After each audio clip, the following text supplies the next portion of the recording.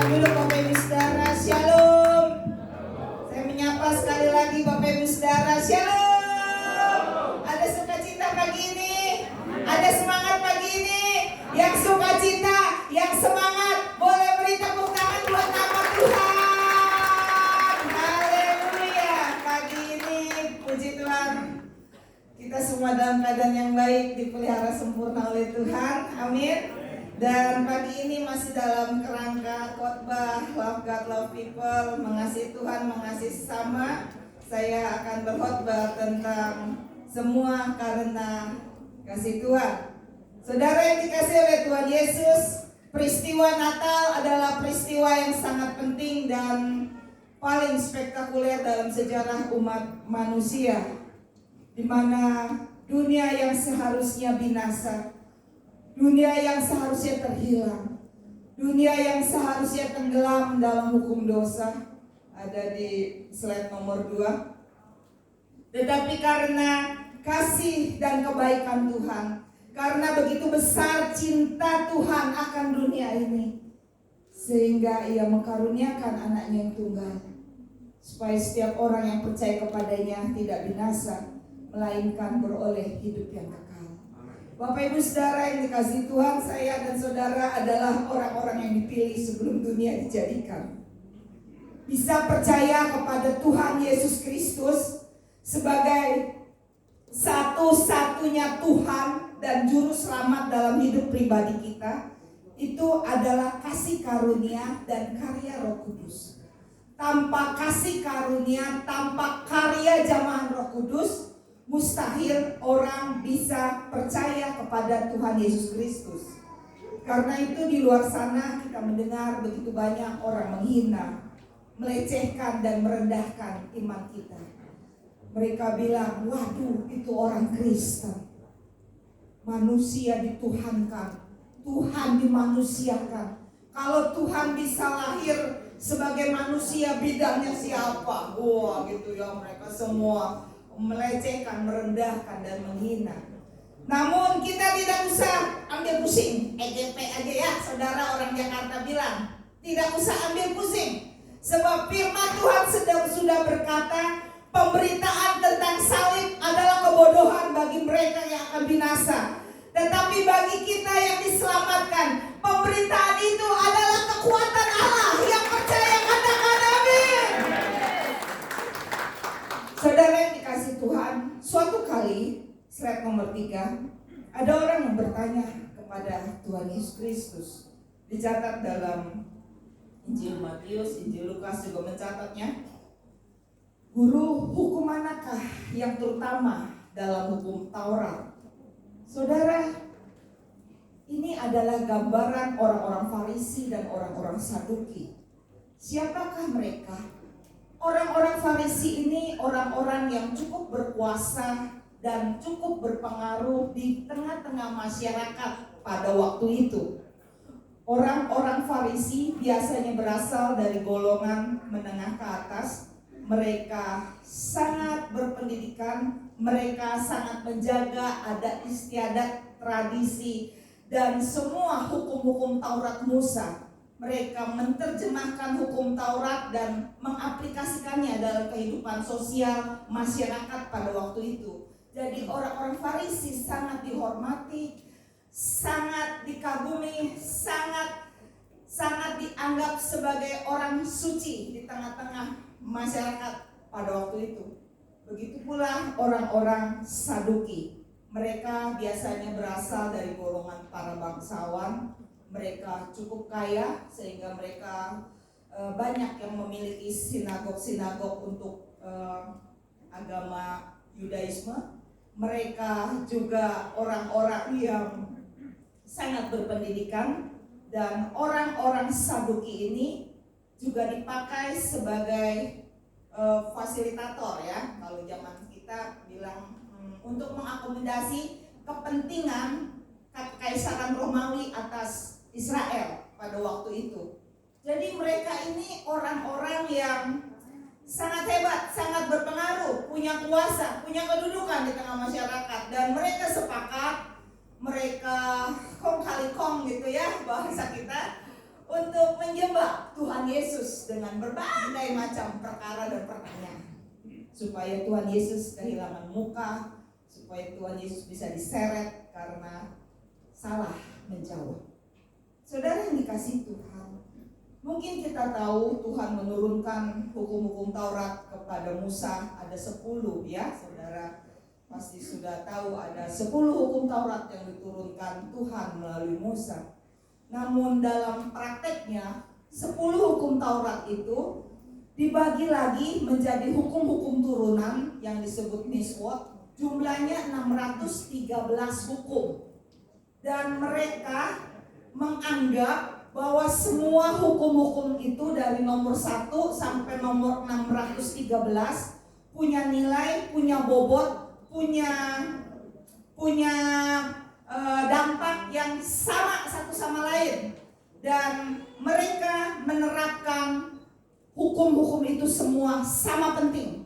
Jadi kalau saudara sudah mentaati hukum Taurat nomor 1 sampai nomor 612, lalu di nomor 613 saudara salah, saudara tetap punya status sebagai orang berdosa. Waduh, susah amat ya jalanin hukum Taurat ya saudara ya. Ya memang susah. Dan kalau Tuhan Yesus menjawab salah satu hukum itu atas pertanyaan ini, maka Tuhan Yesus sudah dianggap menista hukum Taurat. Karena semua hukum Taurat itu punya bobot, punya nilai yang sama. Saudara, Tuhan Yesus memang adalah Tuhan. Dia tidak menyebutkan salah satu dari hukum itu atau salah satu dari hukum turunan Miswot itu. Tapi Tuhan Yesus menjawab seperti ini. Boleh di bawah. Kasihilah Tuhan Allahmu dengan segenap hatimu, dengan segenap jiwamu, dengan segenap akal budimu. Love your Lord with all your heart. Segenap hatimu, segenap jiwamu, segenap pikiranmu. Ya bahkan di Injil lain dikatakan segenap kekuatanmu. Itu hukum yang pertama. Dan hukum kedua yang sama dengan itu adalah kasihilah sesamamu manusia seperti dirimu sendiri. Wah saudara, memang kalau dipikir semua hukum-hukum dan kitab para nabi dirangkum menjadi satu, ya cuma ini bunyinya. Kasihilah Tuhan Allahmu dan kasihilah sesamamu manusia seperti dirimu sendiri. Bungkam itu semua ahli Taurat, orang Farisi, orang Saduki, semua bungkam atas jawaban dari Tuhan Yesus. Hebat ya Tuhan Yesus kita ya. Beri kemuliaan buat nama Tuhan. Haleluya. Sekarang kita akan melihat apa sih yang dimaksud dengan mengasihi Tuhan. Poin pertama, apa ya? Love the Lord. Mengasihi Tuhan apa sih? Mungkin kita bilang mengasihi Tuhan ya berarti mentaati perintahnya, jauhi larangannya, betul tidak? Ya benar juga. Ada yang bilang mengasihi Tuhan rajin ibadah, betul tidak? Kagak pernah absen 1 tahun 52 minggu. Ya boleh juga. Ada yang bilang mengasihi Tuhan artinya rela memberi. Ya boleh juga. Ikut melayani. Ya benar juga. Tapi tahukah Bapak Ibu Saudara, mengasihi Tuhan punya arti lebih dalam dari itu semua. Itu semua benar dan tidak salah. Tapi mengasihi Tuhan punya arti lebih dalam, yaitu menyenangkan hatinya Tuhan. Ingatkah Bapak Ibu Saudara waktu pertama kali engkau mengenal Kristus? Ingatkah waktu pertama kali cintanya menjamah hatimu? Ingatkah waktu pertama kali engkau ikut Natal? Coba pagi ini engkau ingat. Bagaimana waktu pertama kali engkau begitu exciting mengenal kasih Tuhan. Waduh, cinta mula-mula kepada Tuhan. Ibadah jam 8, aju buneng, jam 5 udah bangun, udah mandi, udah sisiran, semprot sini semprot. Udah rapi. Waduh, Bapak Gembala belum datang, pintu gerbang depan belum dibuka, saudara udah datang. Udah ditugasin bawa persembahan saja, saudara doa puasa 3 hari. Saudara begitu menggebu-gebu. Saudara begitu memberikan your passion, your desire, your love, segenap cintamu engkau mengiring Tuhan, banyak masalah, banyak pencobaan, banyak suka dan duka, engkau menjadi dingin dan suam-suam kuku. Engkau bilang, ibadah jam 8, tunggu deh, jam 8 kurang seperempat saya baru jalan. Kebaktian lagi, hari Minggu lagi, kasih persembahan lagi, gereja lagi. Engkau masih ke gereja, tapi cintamu hilang, hatimu hilang, engkau dingin, gak ada lagi gairah, gak ada lagi api yang menyala dalam rohmu untuk Tuhan. Engkau kehilangan kasih kepada Tuhan. Pagi ini, ayo kita introspeksi diri, kita nyalakan lagi api kita, cinta kita, kasih kita buat Tuhan. Amin. Saya dan Bapak Gembala dan semua rekan-rekan yang melayani di tempat ini cukup bersyukur kepada Tuhan, karena di sini saya melihat banyak orang-orang yang mengasihi Tuhan. Saya melihat banyak orang-orang yang rela berkorban untuk Tuhan. Saya melihat banyak orang yang begitu semangat dan berapi-api buat pekerjaan Tuhan. Saya bangga dan saya berterima kasih sekali kepada Tuhan, saya diizinkan menjadi pelayan umat di tempat ini. Saudara yang dikasihi Tuhan, menyenangkan hati Tuhan dilakukan orang banyak cara. Konon menurut survei www.worldpopulationreview.com, itu di dunia ini ada 4.000 sampai 4.300 agama, aliran kepercayaan dan mazhab. Waduh, banyak amat ya saudara ya. Banyak saudara, bejibun, ajarannya pun macam-macam, ritualnya pun macam-macam, dan mereka punya cara tersendiri untuk menyenangkan Tuhannya. Saya membaca di India, konon dalam sejarah mereka di hari raya tertentu, orang tua rela mengorbankan bayi mereka ditenggelamkan di sungai Gangga supaya dewa yang mereka sembah senang. Saya juga membaca umat Syiah di Lebanon melakukan ritual melukai diri sendiri.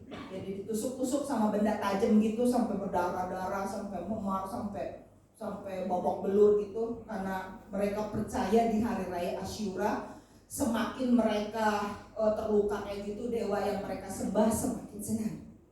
Bahkan di literatur Babilonia dan kebudayaan Asyur, orang tua rela persembahkan bayinya untuk dibakar hidup-hidup untuk menyenangkan dewa mereka. Dalam literatur Romawi, pada waktu pemerintahan Kaisar Nero, untuk menyenangkan Kaisar Nero yang dianggap sebagai Tuhan pada waktu itu, orang rela mengorbankan tubuhnya menjadi obor untuk dibakar hidup-hidup. Jadi orang dilumurin kayak minyak, lalu diikat di sebuah tiang gitu, lalu diangkat sangat tinggi dan dibakar supaya Kaisar Nero senang. Saudara, pagi ini Tuhan yang kita sembah kagak minta yang boten-boten begitu kepada kita. Dia cuma minta cintamu, dia cuma minta hatimu, dia cuma minta kasihmu untuk dia. Pagi ini, di hari Natal yang indah ini, kita berikan hidup kita untuk Tuhan. Amin. Kita berikan, kita persembahkan hidup kita sebagai persembahan yang hidup, yang kudus, dan yang berkenan kepada Tuhan. Itu adalah ibadah kita yang sejati. Amin. Senangkan hati Tuhan, kasihi Tuhan. Amin. Yang kedua, mengasihi sesama. Pagi ini cepat saja karena acaranya padat. Ya, mengasihi sesama. Ini adalah hukum yang kedua yang kata Tuhan sama bobotnya dengan hukum yang pertama. Salib adalah pertemuan garis vertikal dan garis horizontal. Kasih kepada Tuhan sama seperti kasih kepada manusia bobotnya. Ini adalah aturan emas, ini adalah hukum lingkaran emas yang berlaku universal. Semua umat manusia, mau apapun suku bangsanya, mau apapun kepercayaan dan agamanya, mereka rata-rata mengakui hukum golden rule ini. Treat other the way you want to be treated. Perlakukan orang lain seperti engkau ingin diperlakukan. Jadi kalau kita ingin dikasihi, kita belajar mengasihi. Kalau kita ingin dicintai, kita belajar mencintai. Kita ingin dihormati, kita belajar menghormati.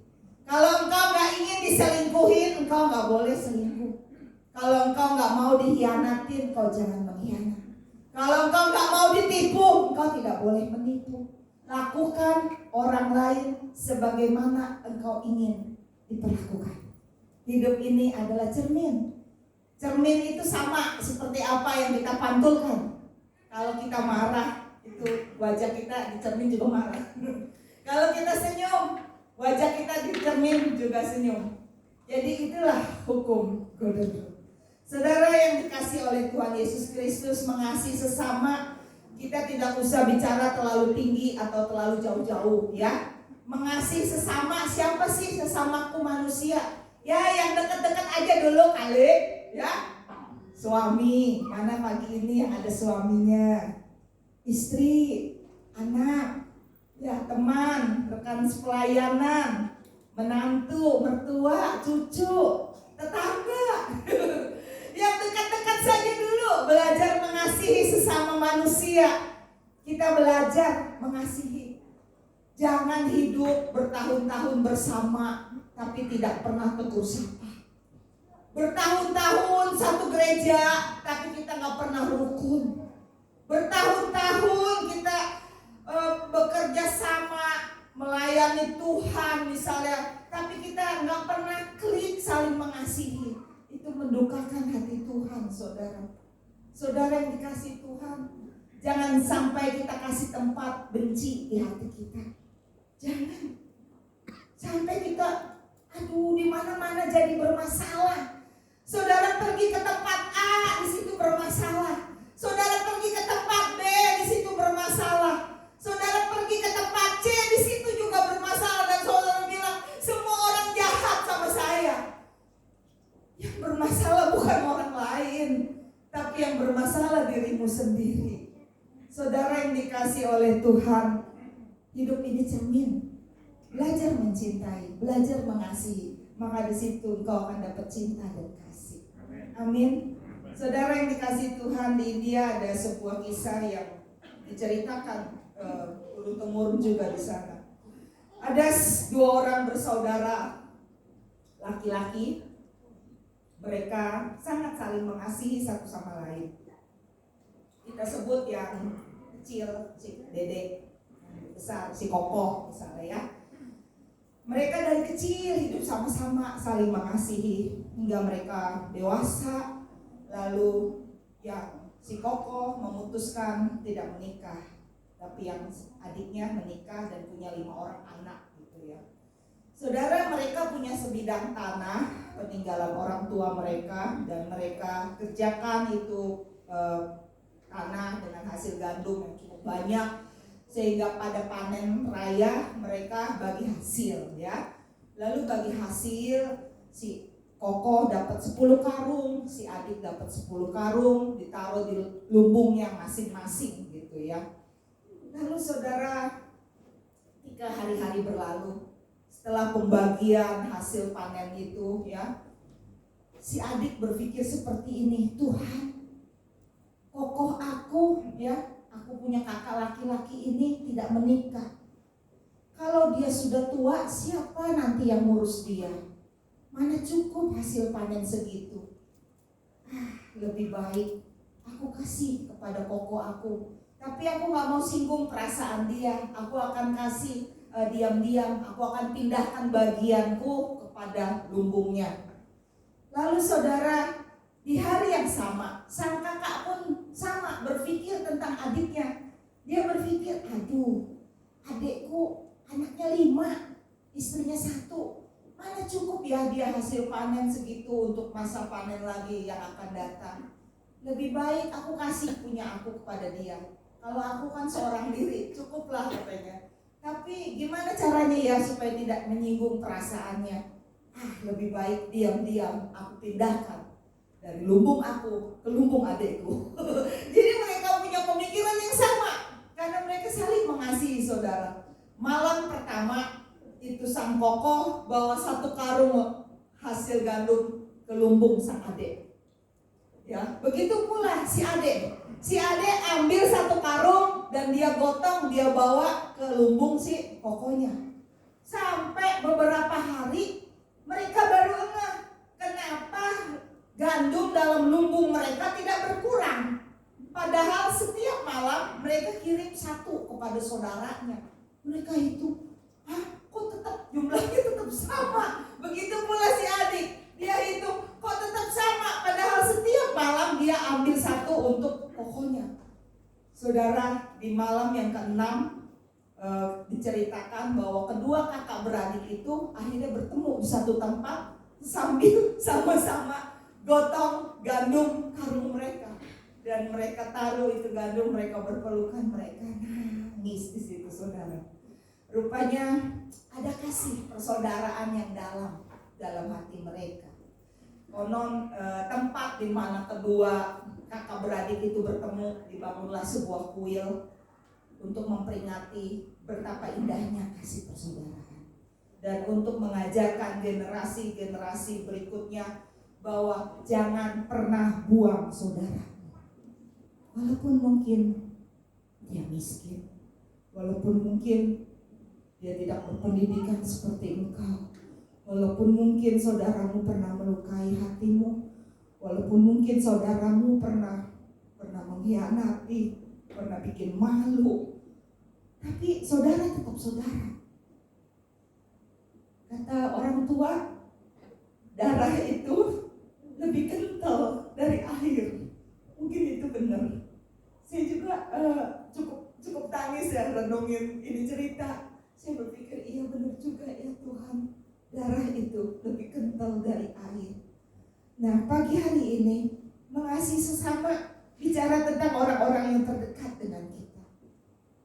Coba di momen yang indah ini, kita hampir semua punya handphone ya, punya smartphone. Kita bisa ucapkan selamat hari Natal buat orang tua, buat saudara, adik, kakak, cici, koko, besan, orang-orang yang bisa kita jangkau. Jujur dari kemarin HP saya penuh sekali ucapan Merry Christmas, Happy New Year, udah separuh saya balas. belum semua ya. Banyak sekali saya juga berusaha juga untuk balas, untuk juga ucapkan. Ini momen yang indah saudara, untuk kita saling mengasihi. Amin. Itu saja pesan firman yang bisa saya bagikan di hari Natal yang indah ini. Mengasihi Tuhan, mengasihi sesama, itu yang indah di hadapan Tuhan. Tuhan Yesus memberkati. Haleluya.